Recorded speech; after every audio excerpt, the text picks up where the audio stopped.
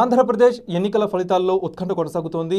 అయితే postal ballot ఓట్ల లెక్కింపులో టీడీపీ ముందంజలో ఉంది, వైసీపీ వెనుకంజలో ఉంది, జనసేన కూడా ముందంజలో ఉంది. ఎవరెవరు ఎక్కడ ఏ అభ్యర్థి ముందంజలో ఉన్నారు, వెనుకంజలో ఉన్నారు ఒకసారి మీకు చదివి వినిపిస్తాను.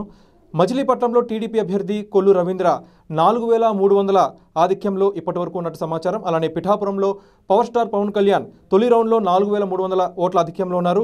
ఉండిలో రఘురామకృష్ణరాజు ఆధిక్యంలో ఉన్నారు. మంగళగిరిలో నారా లోకేష్ ఆధిక్యంలో ఉన్నారు.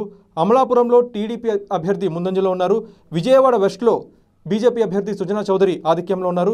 ఇక బొబ్బిలిలో బేబీ నాయన ఆధిక్యంలో ఉన్నారు. తాడికొండలో తెనాలి శ్రవణ ఆధిక్యంలో ఉన్నారు. ముమ్మిడివరంలో టీడీపీ ఆధిక్యంలో ఉంది. టెక్కల్లో టీడీపీ ఆధిక్యంలో ఉంది. ఆముదాల వరుసలో టీడీపీ ఆధిక్యంలో ఉంది. జగ్గంపేటలో 3550 ఓట్లతో టీడీపీ అభ్యర్థి జ్యోతుల నెహ్రూ ముందంజలో ఉన్నారు. ఇక రాజమండ్రి రూరల్లో 5000 దాటిన బుచ్చయ్య చౌదరి ఆధిక్యం. ఇక తిరువూరులో కొలికిపూడి ఆధిక్యంలో ఉన్నారు. మైదుకూరులో పుట్టా సుధాకర్ యాదవ్ ఆధిక్యంలో ఉన్నారు. కొవ్వూరులో వేమిరెడ్డి ప్రశాంతి ఆధిక్యంలో ఉంది. నెల్లూరు ఎంపీ వేమిరెడ్డి ఆధిక్యంలో ఉన్నారు. విజయవాడలో ఎంపీ కేశినేని చిన్ని ఆధిక్యంలో ఉన్నారు. అయితే అక్కడందరూ కూడా కేశినేని నాని గెలుపొందుతారు, ముందంజలో ఉంటారని చెప్పి అనుకున్నారు. కానీ పోస్టల్ బ్యాలెట్ ఓట్ల లెక్కింపులో కేశినేని చిన్ని ఆధిక్యంలో ఉన్నారు. మరి పోస్టల్ బ్యాలెట్ ఓట్ల లెక్కింపులో టీడీపీ హవా కొనసాగుతుంది. ఇంకా పూర్తి స్థాయిలో రూరల్ శాతం ఓటింగ్ అంతా కూడా ఇంకా రావాల్సి ఉంది. మరి అది స్టార్ట్ అయిన తర్వాత వైసీపీకి ఏమైనా ఆధిక్యం పెరిగే అవకాశం ఉందేమో చూడాలి. ఇక తిరుపతిలో బీజేపీ ఆధిక్యంలో ఉంది.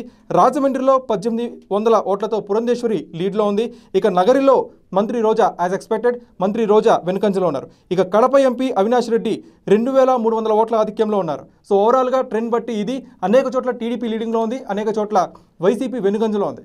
చూడాలి మరి తర్వాత ఏమైనా ట్రెండ్ మారే అవకాశం ఉందేమో.